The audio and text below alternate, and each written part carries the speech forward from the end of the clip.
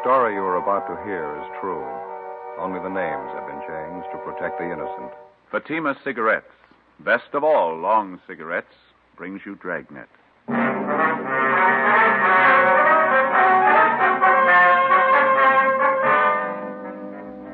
You're a detective sergeant. You're assigned to forgery detail. A United States postal inspector comes to your office. You've received the same complaints he has.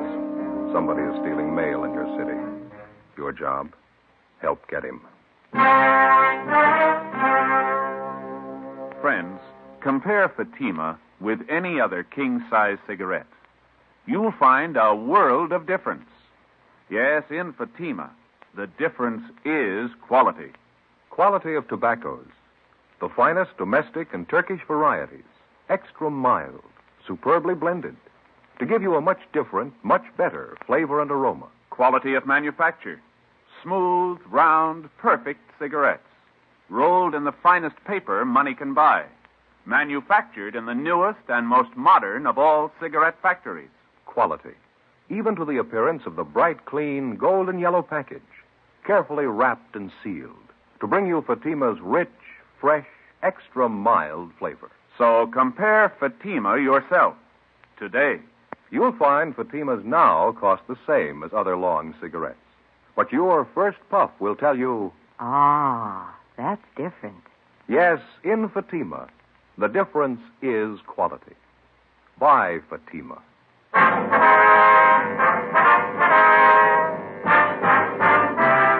Dragnet, the documented drama of an actual crime. For the next 30 minutes, in cooperation with the Los Angeles Police Department, you will travel step by step on the side of the law through an actual case transcribed from official police files. From beginning to end, from crime to punishment, Dragnet is the story of your police force in action. It was Monday, March 3rd. It was raining in Los Angeles. We were working the day watch out of forgery detail. My partner's Ben Romero. The boss is Captain Harry Elliott. My name's Friday. It was 7:45 a.m. when I got to room 29. Forgery detail. Morning, Joe. Hi, Ben. Sure coming down out there. Yeah? Look at this coat. It's soaking wet. Is that the same trench coat, that English one? Yeah. Ever since I had it cleaned, it seems to soak up the water a little more. Does it leak? Oh, no. It just seems to take on a little more water. Keeps me dry. Got something to show you, Joe. Yeah? Remember that old raincoat of mine used to leak up through the seams over the shoulder? Oh, yeah, sure. Take a look at this. What do you got there? Pretty neat, huh? Well, yeah, what is it? My new raincoat. Oh. Never know, would you? It's small, compact. The whole thing's hardly any bigger than a pack of cigarettes. Not bad, huh? Yeah. Where'd you get it? Wife bought it for me. Amy says it's regular full-size raincoat, size 40 long. Amy says. So didn't you try it on? Oh, no. You know how they make something like this. It's made out of plastic. Size isn't too important. Mm-hmm. Just a plain coat. Slips right on over your suit, just like any other raincoat. I know it'll fit. You haven't worn it yet, huh? No, it hadn't started to rain when I left home. Mm-hmm. Could I see that? Sure. Real compact, isn't it? Now, something like this is really practical. Yeah, huh? Little package like that, you carry it around with you all the time. Never take up any room at all. Yeah. What's it look like? Just like that little pouch there. Same stuff. It's transparent, you know, regular plastic. Well, could we look at it inside, I mean? Okay, let's see. Well, here, you better do it. Yeah, okay. Well, you just unzip it here. Mm-hmm. Sure is compact, isn't it? Yeah. There we go. Look there, Joe. All folded up nice and neat. Yeah. Sure is lightweight, too. Plastic's great, isn't it? Fine, yeah. There we go. Full-size raincoat. See there? Fits fine. Never know a full-size coat would go in anything like that little pouch there, would you? It's no bigger than a tobacco pouch. Yeah, that's pretty good. You ought to try it on, Joe. Never know you had anything on. Sure is light and nice. Yeah, I can see. Now we just put it back in the pouch till I'm ready for it. Let's see now. Collar goes up. Front folds in like this. No. No, that isn't right. Goes this way. Let's put it down on the table. That'll be better. Yeah. Yeah, that's better. Now, here we go. Now we fold the arms in here. Now the bottom part comes up this way. Now we fold it over and again. Easy, isn't it? Just follow the crease marks and you're home, Joe. Yeah. Now, if you'll hand me that little pouch, Joe. Oh, yeah. Here you go. Oh, thank you. Now, No, I guess that's too big. Well, we'll make one more folding, guy. Yeah. Well, it's small enough this way, but it's too fat, isn't it? You better watch it there. You're going to tear that little sack. That's funny. I folded right over the old creases there. Too fat, isn't it? Yeah. Well, couldn't you just carry it in your pocket like that without the pouch? Sure, that's it. Slip it in my coat pocket. No, that won't do, Joe. It bulges right out. It's kind of springy. It jumps out, just like a piece of pongee silk. Yeah, it seems to. Well, it's still lightweight and easy to handle. Sure. Plenty easy to carry just like that anyway. Yeah. Well-made little pouch there. Seems a shame not to be able to use it. You smoke a pipe? No, you know that. Just cigarettes. Yeah, I'll find some use for it. Probably 100 things a fellow could use a little pouch like this for if he could just think of them right off. Yeah, that's right. Riley, Romero, you want to step in here for a minute? Right, Captain. You fellows know Inspector Smith, Post Office Department? Sure, how are you? Romero? Good to see you, Leo. How you doing, Joe? Sit down, won't you? Thank you. Thanks very much. Inspector Smith's over here on that mail thief case that we've been working on. Oh, yeah. Did you receive those reports we sent over to you yesterday? No, I haven't been to the office yet. Came straight over here. Well, burglary turned it over to us yesterday afternoon. Ben and I ran it down. Seems to us like it might fit in somewhere here. Miller and Ashton have probably got your reports now. I was just going to call in. Do you mind filling me in on it? Apartment house over on Alvarado. Landlady reported a theft of part of a mailbox out there. I mean, somebody stole a master panel off the front of the community mailbox at the apartment house. Figure it must have happened sometime during the night. Oh, yeah, I believe we got something on that, too. A postman on the route reported it. That's how he's getting into the mailboxes. Steals the front panel, makes a key for himself, and then on, he's in business. Smart guy like we're after could put a key like that to good use. It fit a great many different mailboxes around town. Yeah, it's the same M.O. We've been on this guy for a long time. He pulled the same thing down in San Diego, was knocking down about $2,000 a month. Then he laid out. Now he's at it again up here in L.A. Mm-hmm. Well, as you know, we've been getting reports of the thefts and the passing of the checks about 10 days ago. Yeah, I know. We've got 5 checks passed by this same thief according to handwriting analysis. We know it's the same guy. Talked to the victims and the bank teller. Description of the guy seems to tally with what you people have on him. Yeah.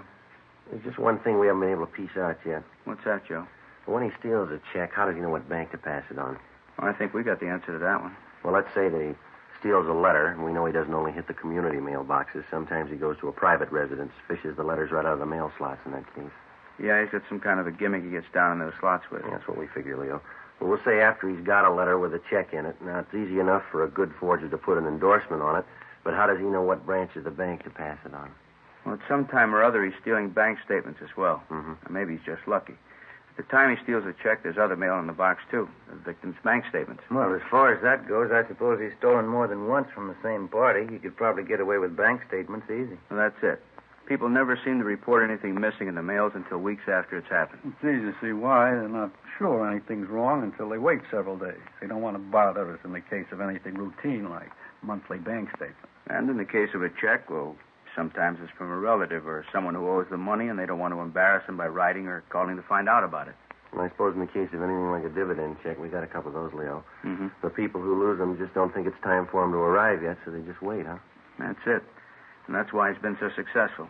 Plus the fact that it takes about a week for any kind of check to be processed through central clearing at any bank, and then, too, the bank wouldn't necessarily know that anything was wrong at that time. Until the bank receives a complaint from the party who missed the check, they couldn't have any way of knowing that anything was wrong. That's right. Tell them what you were telling me this morning, Leo. Well, you people aren't in it deep enough to know this yet, but this guy's been hitting the same branch bank maybe 2-3 times in a row. Not here in L.A., has he? No, not yet. It looks to us like he's just started up his operations here in town. That's the way he worked it down in San Diego. Well, it's easy enough to figure. If he got a teller in some bank to go along with him, someone who didn't suspect him, and since the victims reported so late, he could get away with it at least that many times at the same bank, couldn't he? Yeah. If people report missing mail immediately, it'd make it a lot tougher for the thief. That last name on him still good? Harvey Fletcher? That's what we're going on, yeah. We've got bulletins out to all the banks carrying that description on him, and he changed earlier. WMA, average build, 150, 160 pounds, gray eyes, about 32 to 35, well-dressed, carries a briefcase. Likeable personality. That's what we got on him. Oh, there's a little something we picked up yesterday from a bank teller. She told us the man had long sideburns, for what it's worth. You might add that. Okay. Don Myers in handwriting has checked through his files, Leo. They haven't got anything on him.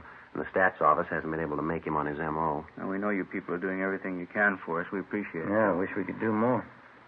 That name, Harvey Fletcher. Of the 5 checks that we've got on the guy, according to handwriting analysis on him, he's only used that name once. Rest of the time, he signs the same last name as the payee's name on the face of the check. He passes himself off as a brother or husband or some relation to the rightful payee. Yeah, that's what's taking in all those bank tellers, plus a smooth personality. He's cool, collected, all the confidence in the world. Yeah, that figures. Yeah, we got one day before yesterday with a little different twist. Isn't going to help us any, but here's the way he's working it in some cases. He deposits a large check to the victim's account, then he only takes out a small portion in cash. Throws the tellers off even more. Here's those photostats, Leo.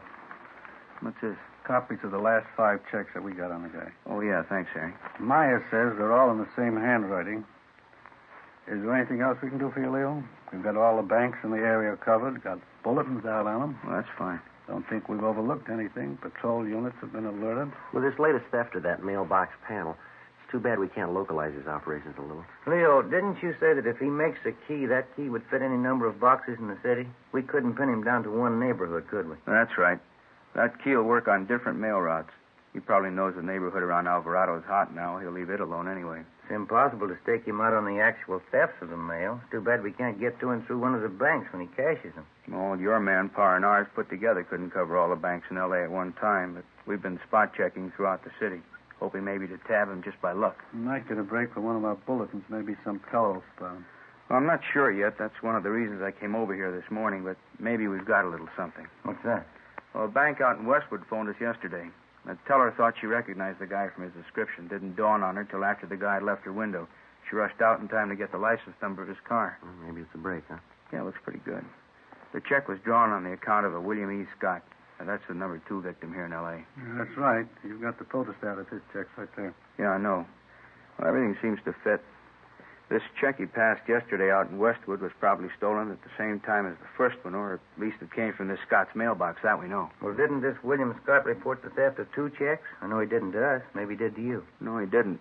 Said he couldn't be sure. He gets quite a few checks through the mail. Owns a lot of stock, gets dividends. Yeah, probably doesn't know when they come each month. Yeah, that's right. He didn't miss the first one until it was way overdue. Might even be others missing. He doesn't know for sure yet. Well, anyway, he's positive on this latest one out in Westwood that the bank teller caught, huh? Sure. As soon as the bank manager called him, he knew he hadn't authorized anybody to cash any of his checks. Does the M.O. seem to match? Well, that's what's got us going on it. It looks real good. Smooth operator. Deposited part of the money, took the balance in cash. The major switch in his operation was the fact that he didn't go to the victim's regular bank as he did on that first check. It sounds good, doesn't it? And we kind of think so. That's the reason I came over here this morning. Conway, our handwriting man, thinks it's the same as the guy we're after. He asked me to check it through Don Myers to be sure. What signature did you use on this last one? Now, that's another part of the M.O. that checks out. You remember on the first check, he forged the victim's name, William Scott? Mm-hmm. Then he made it a second-party check by signing the phony name, George Scott, passing himself off as a nephew of the victim. Pretty smart. He goes to this victim's regular bank, and he doesn't take the chance of being tabbed as the payee. He covers by using that nephew gimmick. Huh? Yeah. This time he goes to a different branch. Not the regular branch that the victim deals with as in the first case. He simply forges the victim's name and lets it go at that. You doing anything on that license number? Well, Ashton and Miller checked it out late yesterday afternoon. They're on it now. Need any help? Well, not so far. I'm interested in what Don Myers has to say about the handwriting. He ought to be through about now, huh? I'll give him a call. Well, thanks, Harry.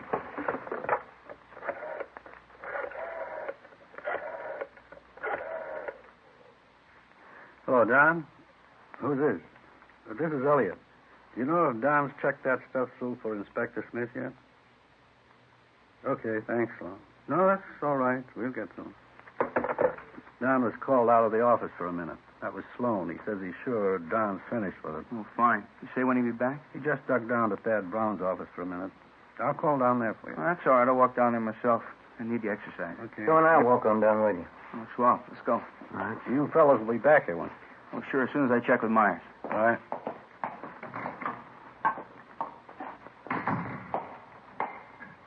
Oh, which way is it from here? This hall looks the same from one end to the other to me. This way, Leo. Oh, okay. This affects you like the federal building does me. I get all turned around up there. Yeah. Well, those fellas down in San Diego had a rough go in this thing. Yeah, I was talking to McGuire and Ormsby down there just the other day. They said they were going around in circles on it. They broke a lot of ground for us. Checked out a lot of suspects, cleared them. Checked out all that stuff that Brereton from CII sent down. Yeah. You know how thorough that guy is. It figures they've done a lot of legwork. Friday, you say you just talked to him down there? Yeah, that's right, Lynn. Well, then you know about all those bulletins they got on the guy. Description, exemplars of his handwriting. Mm-hmm. Sent them to every police department in the United States. It's a big job. Mm-hmm. I'll go get Don. It's right in here. Thanks, Joe. Right. Don? Yeah, Joe. Leo Smith from the post office department's waiting to see you. Right, Joe. Just on my way back to the office. Fine. Hello, Don. Sorry, Leo. I had ducked out for a minute. Oh, that's all right. Say, did you get a chance to look that sky check over? Yeah, I did. Got a couple of things to show you back in the office. Okay, fine. Was Conway positive on this one? Well, he said he felt we had the right man, but he wanted your opinion to be absolutely sure. I couldn't be positive, but I think maybe he's your man. There's a great similarity, but too much pressure on the downstrokes. The E's, the O's. Just not too sure. They're a little different than some of the previous samples of the guy's handwriting. Uh-huh. I can show you better back at the office. Got a few things for you. Think there's a possibility, Don? Well, let me put it this way. I won't say it is, and I won't say it isn't. Let's pick him up and find out for sure. Here we are. Go ahead, fellas. Thank you. I've blown those things up here. Uh-huh. Call for you, Leo. I'm 3. Oh, thanks, Harry. Excuse me.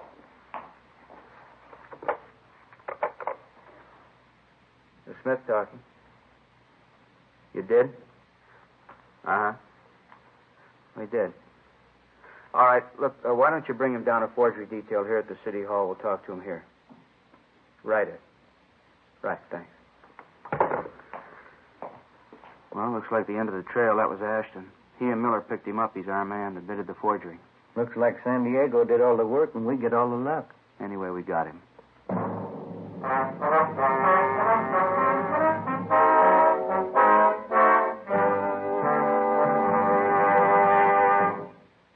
You are in the Scientific Investigation Division of a Metropolitan Police Department, the ballistics room.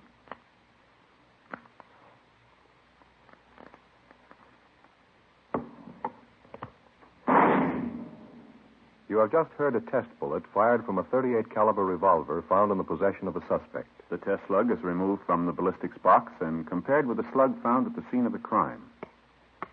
There they are. Side by side, they look alike. But examination will prove a world of difference. Now, examine a Fatima. Compare it with any other king-size cigarette. Side by side, they'll look alike. But right away, you'll find there's a world of difference. Yes, in Fatima, the difference is quality. You see, Fatima is the quality king-size cigarette because it contains the finest domestic and Turkish tobaccos superbly blended. And Fatima is extra mild, with a much different, much better flavor and aroma than any other long cigarette. So compare Fatima yourself. Fatimas now cost the same as other long cigarettes, but your first puff will tell you... Ah, that's different. Yes, in Fatima, the difference is quality. Ask your dealer for Fatima, the quality king-size cigarette. Best of all long cigarettes. Start enjoying Fatima tomorrow.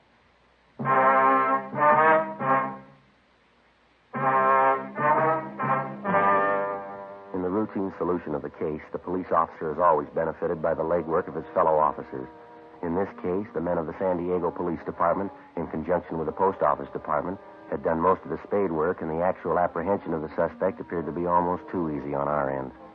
Even though Ben and I hadn't participated in the physical arrest of the suspect, we felt the same gratification for the speedy solution of the case as did the postal authorities. Monday, March 3rd, 3:27 p.m. Miller and Ashton of the Post Office Department brought the suspect in for questioning. The prisoner was turned over to Inspector Leo Smith. Ben and I sat in on the interrogation. Carver Gleason, that's your true name? Yes, sir, it is. You say you've never been arrested before? No, sir, I never have. Now, you know we're going to check that out. Yes, sir. All right, now let's go over it again. The same way? Well, it's up to you. We want the truth. I've told you the truth. You asked me questions about stealing mail, about forging checks. You said I was down in San Diego. Well, that's not true. None of it's true. Have you ever stolen from the mails? No, sir, I never have. I know that's a pretty serious offense. What makes you think forging isn't? Is that what you're trying to say? No, I'm not. I didn't say that, but this was the first time I've ever done anything like this. I didn't even think about the consequences. Should have thought about them. And when's the last time you were in San Diego? I've never been there. I don't even know for sure where it is. How long you been in Los Angeles? About 3 months now. Where's your home? Akron, Ohio. How old did you say you were? 25. And what have you been doing since you got out here? Well, it's just it. Nothing. Can't find a job. Well, how you been getting by? How you been living? Been staying down at the YMCA. Hope Street, I guess it is. What have you been doing for money? Well, my folks gave me a little when I left Akron. Thought I'd have a job by now. I didn't want to write home for any more, so when I found that check, I figured I could get away with it. I needed money, and I cashed it. Where'd you say you found it? Over on, that street out that way, La Cienega. Is that how you say it? La Cienega, yeah. Now, what were you doing out there? Well, I was answering an ad in the classifieds, trying to find a job. I had to park the car down the street from the place, and on my way back, I found this check on the sidewalk right near the bank on the corner. Where'd you get the car? It's my father's. The car's registered in your name with California plates. How do you explain that? Well, the folks told me when I got to California to go right to the authorities and register the car if I was going to stay so I wouldn't get in any trouble. That's where part of my money went. You got anything else you want to tell us? Well, I did it. I admit that. Mm-hmm. I want to make it up somehow. The check was for $57. I gave the men that arrested me 50 of it, and I spent $7. Yeah, that's all on the record. I did wrong. I'll pay the $7 back. Well, you can take that up with the judge, Gleason. Friday, Romero, you want to step outside with me a minute? Yeah, right. Gleason, you wait here with that officer. Yes, sir. What do you think? He's telling the truth. He's not the one we want. How about you, Joe? Yeah, I'll go along with Ben. Well, that makes 3 of us. Monday, March 3rd, 5 p.m. We went in and checked with Don Myers. In carefully going over exemplars of Carver Gleason's handwriting, he had definitely eliminated him as our suspect. Carver Gleason remained in custody awaiting trial. 3 months went by. During this time, the burglaries and forgeries continued. Suspects were picked up, checked out, and released. We got nowhere. Tuesday, July 12th. We received a communication from Chief Adam Jensen of the San Diego Police Department, who stated he was forwarding a radiogram from Chief John W. Polsine of the Milwaukee, Wisconsin Police Department. The radiogram from Chief Polsine stated that his handwriting man in Milwaukee had identified the suspect's handwriting, as listed in one of the San Diego bulletins, as belonging to Philip E. Holloway. Holloway was arrested 2 years previous on a reckless driving charge. The physical description of the man matched closely with the one that we'd received on the suspect known to us as Harvey Fletcher. They further stated that although he was at one time a resident of Milwaukee, they had nothing further on him. It was just an outside chance, but we decided that in all probability this could be the suspect's true name, Philip E. Holloway. This information was forwarded to the postal authorities. Ben and I started to check through our channels to determine the whereabouts of the suspect, Philip E. Holloway, with a possible alias of Harvey Fletcher. Well, that's it, Joe. Nothing in any of the phone books. Yeah. Covered everything I can think of. Our records, sheriff's records, nothing from CII, utility company. Yeah, well, maybe Smith found something on him. We haven't got anything here. Think I'll give him a call, huh, Joe? Yeah, I'd like to know.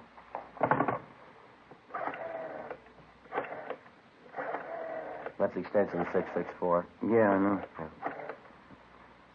Yeah, 664. Hello, Inspector Smith, please.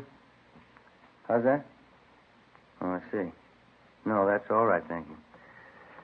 On his way over here, he left 5 minutes ago. I sure hope he's got something. Joe, Ben? Hi, Leo. Think maybe we ran it down. Good. How'd you do it? Through the postal service? Yep. Didn't figure, did it? Well, we didn't think he'd stay put long enough to have a permanent address. Well, he's been on the move, but we got the last known address on him. Received mail there 2 days ago. You want to check with Don Myers? He's been working over those exemplars that Milwaukee sent us. I just did. Called him about 15 minutes ago. Oh, we just got back from R&I. What do you have to say this time? Well, he and Conway agree all the way this trip. Yeah? Holloway's our man. Together with the postal authorities, Ben and I helped in the 24-hour surveillance placed on the suspect, Philip E. Holloway. Our findings disclosed that he was living in a modest apartment house, and he was employed by a local vacuum cleaner company as a door-to-door salesman. This type of occupation would enable anyone to have suspicion-free access to any and all types of home mailboxes. The first 3 days of the surveillance failed to disclose any further incriminating evidence. Thursday, July 17th, fifth day of the 24-hour surveillance, 2:30 p.m. Holloway came out of his apartment building, got into his car, and drove approximately 4 miles to the Echo Park residential district. He parked his car, got out, and went up the steps of a small apartment house. Together with Inspector Leo Smith, Ben and I followed him. You want to pull up here, Ben? This is good. Yeah, all right. Yeah, he's going for that mailbox, isn't he? Yeah. He's got the key. He's opening the panel. Not a worry in the world. Broad daylight. Look at that. He's got all the letters out of the box, got them in his pocket. On his way back to his car. Leo, there's a bank right up there on Sunset, see? Okay, let's stay with him. How's it look, Joe? You can see up ahead there. Is he pulling out? Wait a minute. All right, let's go.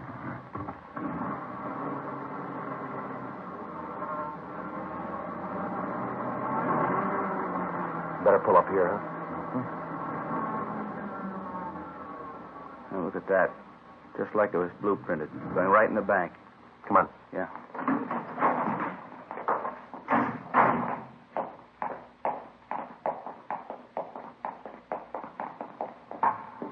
Joe, you see him? There he is. Second window. Let's get in line right behind him. All right. Yes, sir. May I help you? Yes, I wonder if you can cash a check for me? Yes, sir. Would you endorse it, please? Certainly. There you are. As you can see, this is one of my mother's checks. I guess I can cash it all right for us. Do you have any identification? I'm sorry, I don't. I'll say I have this envelope for checks was mailed in. Will that do? Yes, I think that's all right. How would you like this, sir? He doesn't want it anyway, miss. Just hold that check for us, please. Postal inspector. Yes, sir. I beg your pardon. I believe you're making a mistake here. No, there's no mistake. Come on, step over here. Shake him down. I don't understand all this. That key you used over there on Baxter Street, that the one you made from that panel you stole over on Alvarado about 4 months ago? You know about that, huh? Yeah, we do. I did all right for a while, didn't I? That key angle's a pretty good one, isn't it? There isn't a lock in the world I can't make a key for. We got one in mind you might have trouble with.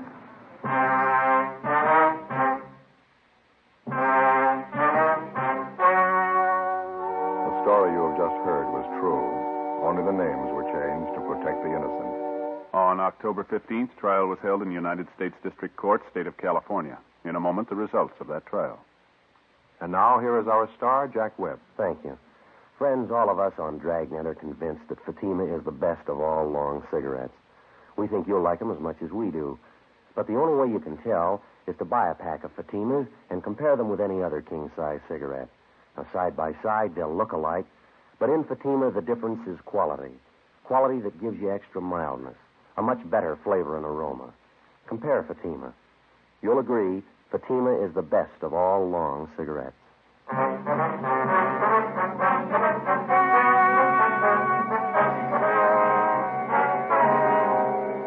The suspect, Philip Elwood Holloway, was found guilty on all counts. He was sentenced to 10 years in the federal penitentiary. 5 years of his sentence was suspended, and he was placed on probation. One of the conditions being that he make restitution of the stolen money. Ladies and gentlemen, accidents of all types kill more persons from 1 to 35 years of age than does any single disease. America's homes and children can best be kept safe if every father, mother, and child develops the personal responsibility to know and observe home safety rules. Make home safety a family affair. Be careful. The life you save may be your own.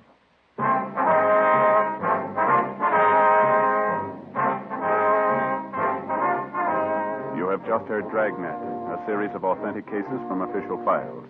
Technical advice comes from the Office of Chief of Police W.H. Parker, Los Angeles Police Department. Fatima Cigarettes, best of all long cigarettes, has brought you Dragnet, portions transcribed from Los Angeles. Stay tuned for Counter Spy, next over most NBC stations.